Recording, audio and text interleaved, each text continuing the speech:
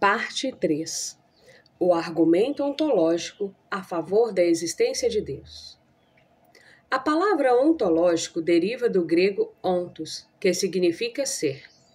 Este é o argumento que compreende desde a ideia de um ser perfeito ou necessário até a existência real de um ser nestes moldes. Pelo que se sabe, o primeiro filósofo a desenvolver o argumento ontológico, embora Immanuel Kant tenha sido o primeiro a cunhar esse termo, foi Anselmo. Existem duas formas desse argumento. Uma deriva da ideia de um ser perfeito e a outra de um ser necessário. Essas duas formas são muitas vezes chamadas de Anselmo A e Anselmo B, respectivamente. A primeira forma do argumento ontológico. De acordo com essa forma de expor o argumento, o simples conceito de Deus como um ser absolutamente perfeito exige que creiamos na sua existência. Colocando de forma simples: 1. Deus é, por definição, um ser absolutamente perfeito. 2. A existência é uma perfeição. 3. Portanto, Deus precisa existir. Se Deus não existisse, ele deveria de ter uma das perfeições, a saber, a existência. E se Deus não tivesse uma das perfeições, ele não seria absolutamente perfeito. Mas Deus é, por definição, um ser absolutamente perfeito. Portanto, um ser absolutamente perfeito, Deus precisa existir. Desde a época de Immanuel Kant, tem sido largamente aceito que esta forma de argumento ontológico é inválida. Porque a existência não é uma perfeição. O contra-argumento é que a existência não acrescentou nada ao conceito de uma coisa. Ela somente lhe serve de exemplo concreto. A nota de dinheiro na minha mente pode ter exatamente as mesmas propriedades ou características que aquela que está na minha carteira. A única diferença é que eu tenho o exemplo concreto da segunda. A crítica que Kant fez à primeira forma do argumento ontológico é profunda e largamente aceita. Existe, entretanto, uma segunda forma que não está sujeita a esta crítica. A segunda forma do argumento ontológico. Na sua resposta ao Monte Gaulino, final do século XI, que se expôs a este argumento, Anselmo insistiu que o simples conceito de um ser necessário exige que creiamos na sua existência. Pode-se expor este argumento da seguinte forma: 1. Se Deus existe, precisamos concebê-lo como um ser necessário. 2. Mas, por definição, um ser necessário não pode existir. 3. Portanto, se um ser necessário pode existir, ele então precisa existir. Como parece não haver contradição na ideia de um ser necessário, parece óbvio que ele mesmo deva existir, pois a simples ideia de um ser necessário exige a sua existência. Se ele não existisse, sua existência não seria necessária. Os críticos indicam um problema diferente com essa forma de silogismo ontológico. E como dizermos, se existem triângulos, eles precisam necessariamente ter 3 lados. E claro que não pode haver nenhum triângulo. Logo, o argumento jamais passaria esta condicional se inicial. Ele jamais prova a grande questão a que se propõe resolver. Ele supõe, mas não prova, a existência de um ser necessário, meramente afirmado que, se um ser necessário existir, e essa é a pergunta em aberto, este ser precisa necessariamente existir, pois esta é a única forma de a existência desse ser necessário tornar-se possível. Algumas pessoas mais tarde refinaram este argumento acrescentando que um estado de completa não existência não é logicamente possível, já que a nossa própria existência é inegável. Se algo existe, algo diferente também precisa existir, isto é, o ser necessário. Entretanto, neste formato, não se trata mais do argumento ontológico, pois este parte de algo que já existe e argumenta a favor de algo que deve existir. A maior parte dos teístas não acredita que o argumento ontológico, assim apresentado, seja suficiente para provar a existência de Deus. Isto não significa que ele não seja útil. Mesmo que o argumento ontológico não consiga provar a existência de Deus, ele consegue provar algumas coisas que referem à sua natureza se Deus existe.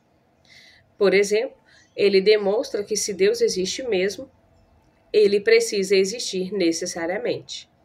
Ele não pode deixar de existir, nem pode existir de forma acidental. O argumento moral a favor da existência de Deus.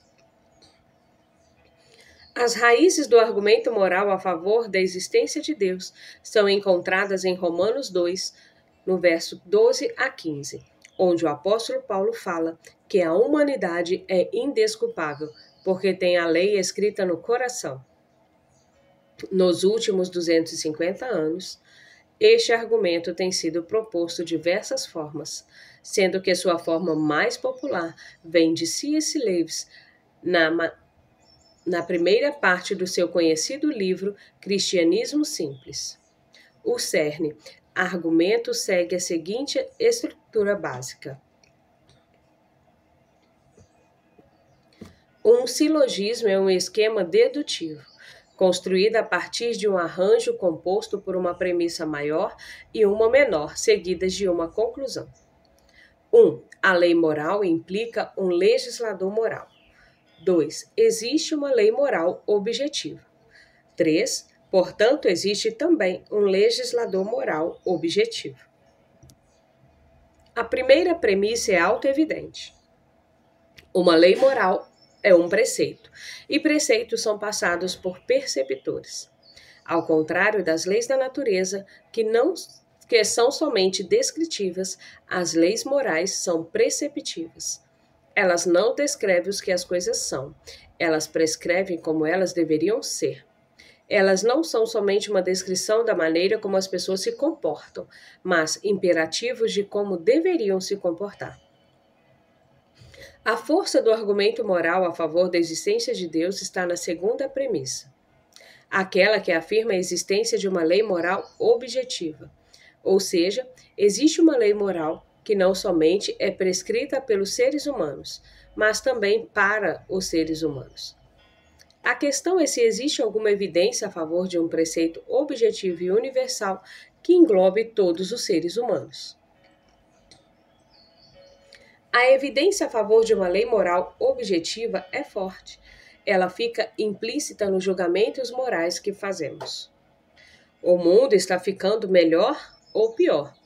Como podemos saber disso se não há algum tipo de parâmetro através do qual possamos medir o grau de melhora do mundo? Da mesma forma, frases como Hitler estava errado perdeu seu significado quando tratam de simples questão de opinião ou são culturalmente relativadas. Só que, se Hitler estava realmente e objetivamente errado, precisa haver uma lei moral por detrás de todos nós, a qual todos precisamos nos subordinar. E se existe esta lei moral objetiva que nos prende a todos, então existe também necessariamente um legislador moral, Deus. C.S. Lewis responde de forma efetiva às objeções típicas a este argumento moral, conforme parafraseado no texto a seguir. Esta lei moral não é um mero instinto coletivo. O que chamamos de lei moral não pode ser o resultado de uma espécie de instinto coletivo. Senão, o impulso mais forte em nós sempre sairia vitorioso. Ele não é. Além disso, nós sempre agiríamos a partir dos nossos instintos para reforçá-los, e não em direção a eles, a fim de dominá-los, por exemplo, para ajudar uma pessoa em perigo, como fazemos poucas vezes. Por fim, se a lei moral fosse somente um instinto coletivo, concluiríamos que os instintos sempre estão certos, mas sabemos que as coisas não são assim. Até mesmo o amor e o patriotismo são às vezes errados. Esta lei moral é diferente das leis da natureza. A lei moral não deve ser identificada com as leis da natureza, porque estas últimas são descritivas, e não prescritivas deveriam, como as leis morais o são. Na verdade, situações factualmente diferentes, o modo como as coisas são, podem ser moralmente erradas e vice-versa. Por exemplo, se alguém tenta passar por cima de mim e não consegue, essa pessoa cometeu um erro e é culpada. Enquanto se alguém que acidentalmente tropeça por cima de mim não pode ser considerada culpada por isso. Esta lei moral não pode ser uma convenção social. Nem tudo o que se aprende por intermédio da sociedade está baseado em convenções sociais. Por exemplo, a matemática ou a lógica, da mesma forma que a lei moral também não é meramente uma norma social. Evidências a favor deste argumento podem ser vistas em todas as sociedades, já que praticamente todas apresentam as mesmas leis morais, sejam estas civilizações presentes ou passadas.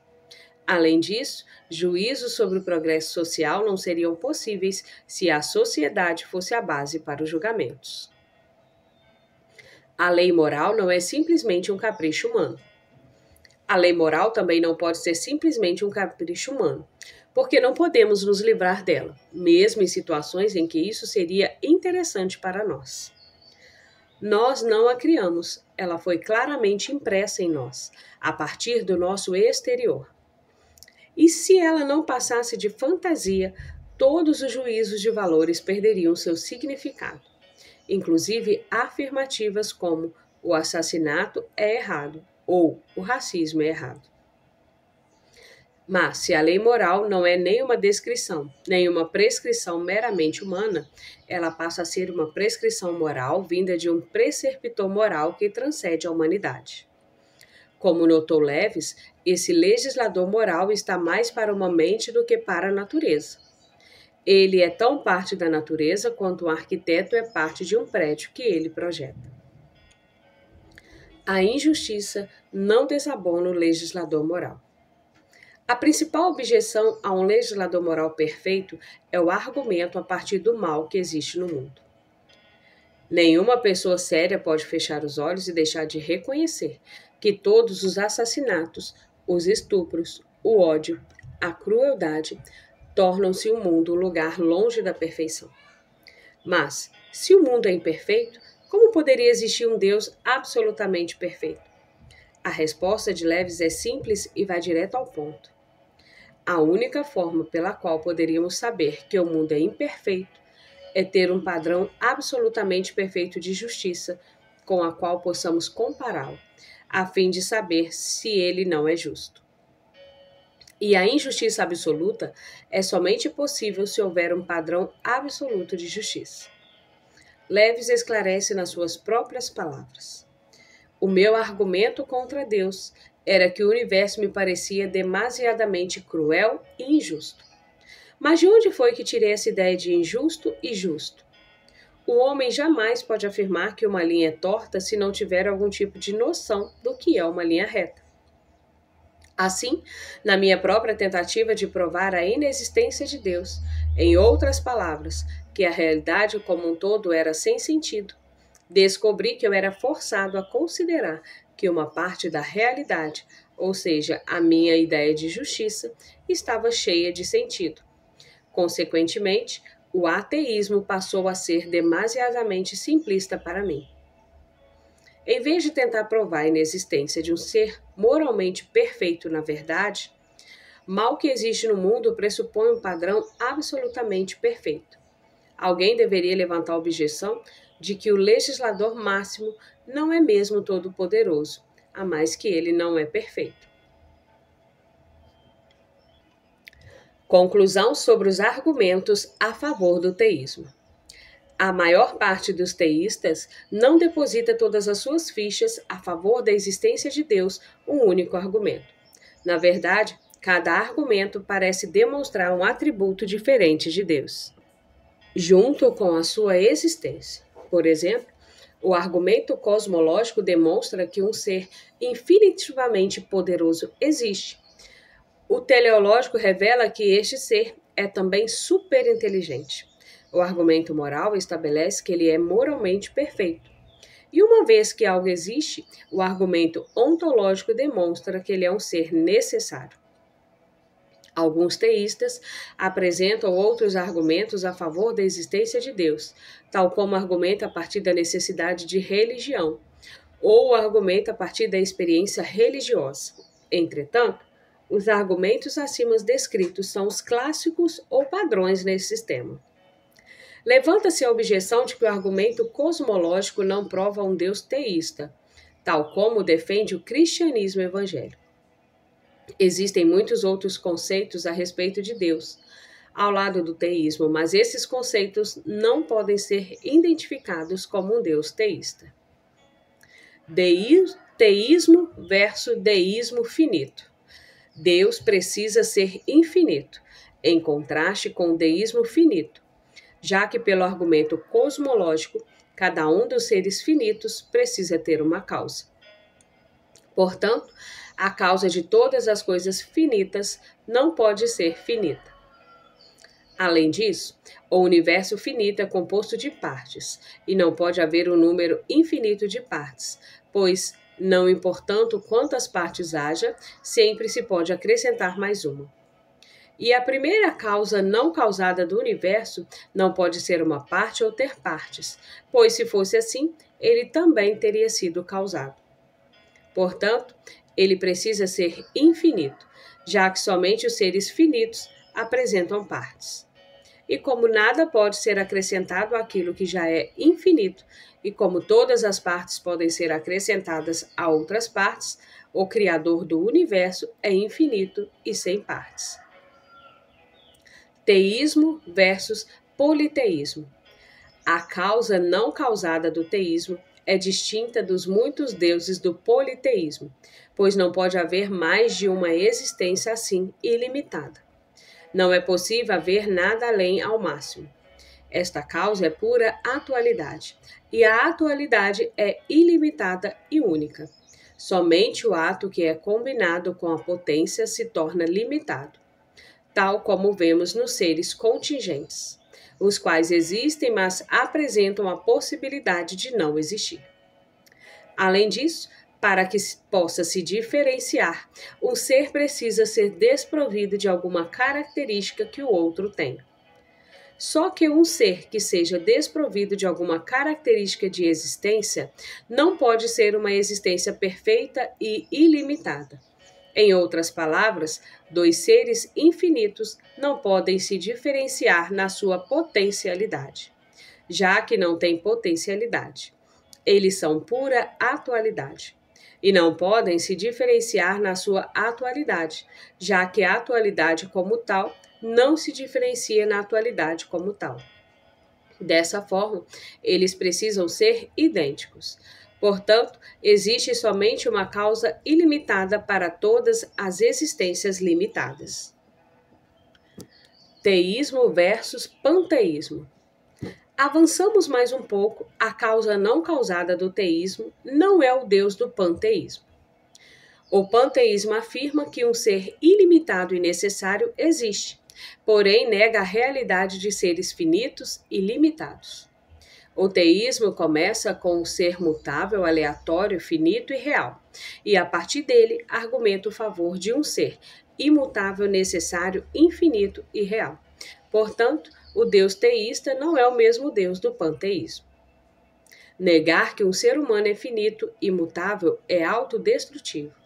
O panteísta não estrutura sua crença sempre dessa maneira. Ele passa a crer desta forma por um processo de iluminação. Mas, se ele passa por algum processo de mudança, então ele não era um ser imutável de forma alguma. Teísmo versus ateísmo.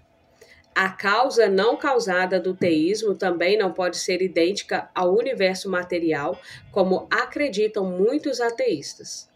Da forma como é normalmente concebido, o cosmos ou universo material é um sistema espaço-temporal limitado. Ele está, por exemplo, sujeito à segunda lei da termodinâmica e, portanto, está em processo de decadência enérgica. Só que uma causa não causada é algo ilimitado e não está em decadência. O espaço e o tempo implicam limitações a um tipo de existência aqui e agora. Mas uma causa não causada não tem limites, sendo, portanto, diferente do universo de espaço-tempo. O Deus teísta está dentro do mundo temporal como sendo sua base de existência contínua, mas ele não é do mundo, à medida que este é limitado e ele não. Mas, se em resposta alegássemos que o universo material, como um todo, não é temporal e limitado, como são as suas partes, estaríamos somente demonstrando as reivindicações do teísta, pois na nossa conclusão seria de que existe, além desse mundo contingente limitado pelo espaço-temporalidade, uma realidade completa que é eterna, ilimitada e necessária. Em outras palavras, concordaríamos com o teísmo no sentido de que existe um Deus que vai além desse nosso mundo limitado e mutável que experimentamos. Esta ideia serve como uma espécie de substituto para a realidade de um Deus e admite que existe uma realidade completa que vai além da parte experimentada na realidade e que tem todos os atributos metafísicos do Deus teísta. Teísmo versus panenteísmo. A causa não causada do teísmo também não pode ser idêntica ao Deus do panenteísmo, também conhecido como teísmo bipolar ou teologia do processo. O panenteísmo, como vimos, afirma que Deus tem dois polos. Um polo atual, que é identificado com o mundo mutável, e outro polo potencial, que é eterno e imutável. Essa concepção, Deus deve ser rejeitada pelas seguintes razões. Por uma simples razão, a conclusão do argumento cosmológico demonstra a necessidade de um Deus que seja pura atualidade sem qualquer tipo de potencialidade. Outro polo aqui é alegado. Além disso, Deus não pode ser sujeito às limitações, composições, Deus, espaço, temporalidades, já que ele é ilimitado no seu ser. Ademais, o Deus teísta não pode ter polos ou aspectos, já que ele é absolutamente simples, isto é, não composto. Apresenta qualquer tipo de dualidade. Como pura atualidade, ele é uma existência simples e limitada como tal. Não apresenta polos ou limites. Uma existência ilimitada ao mesmo tempo parcialmente limitada é uma contradição. Além do mais, Deus não pode estar sujeito a mudanças, pois algo que se transforma, isso por ser composto de atualidade e potencialidade para a mudança. A mudança é a passagem da potencialidade para a atualidade daquilo que se pode ser para aquilo que realmente se torna. Mas, como a existência não tem potencialidade, temos que mudar. Se algo muda, temos a prova de que este algo não era pura atualidade. Possuía alguma medida de potencialidade em função da mudança que ocorreu. A atualidade pura e ilimitada não pode mudar. Teísmo versus deísmo. Por fim, a conclusão do argumento cosmológico, pelo menos de sua forma vertical, não pode ser de um Deus teísta, pois o Deus do deísmo não é a causa aqui e agora do universo, como é o Deus do teísmo. Como o universo é dependente no seu ser, ele precisa de algo independente sobre o qual depender o tempo inteiro. O universo jamais cessa de ser dependente ou contingente. Uma vez contingente, acidental, sempre contingente. Um ser contingente não pode se tornar um ser necessário, pois um ser necessário não pode se tornar nem deixar de ser como um ser contingente pode. Assim, o Deus do teísmo é diferente na concepção deísta de Deus. Isso tudo sem falar que o Deus do teísmo é capaz de realizar e realiza milagres e o Deus do deísmo não. Além disso, o deísmo nega que os milagres podem ocorrer ou mesmo que seja possível a sua ocorrência. Só que o Deus que criou o universo a partir do nada já realizou o maior de todos os milagres. Portanto, um Deus assim não pode ser o Deus do deísmo. Conclusão: o Deus do teísmo pode ser conhecido pela argumentação clara. Além do mais, ele é distinto de todas as outras concepções de Deus, já que somente pode haver uma causa não causada indivisível, infinita, necessária e absolutamente perfeita para tudo mais que existe. E como o teísmo metafísico é um pressuposto para a teologia evangélica, a viabilidade desse pressuposto de evangelicalismo está bem apoiada nessas numerosas linhas de evidências. É certo que objeções podem e têm sido levantadas, mas nenhuma foi capaz de se sustentar.